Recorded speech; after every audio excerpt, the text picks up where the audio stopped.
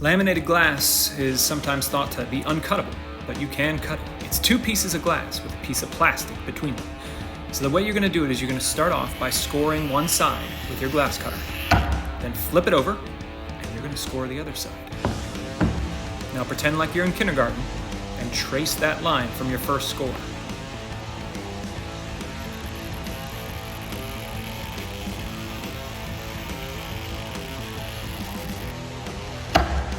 Now you're going to pull it off to the edge of the table, and you're going to gently try and get a little pop to the line, just like it's drywall. When you hear the pop, stop. Move it to the other side, and pop the other side. You get a little bit more motion in there. Now for the fun part. We're going to be using denatured alcohol. We have to get rid of that plastic inner layer between the two panes. So I put some in a spray bottle, spritz it on the line, and set it on fire.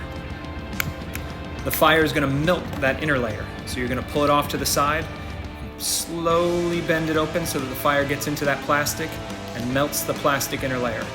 That way you'll be able to pull the two apart much easier.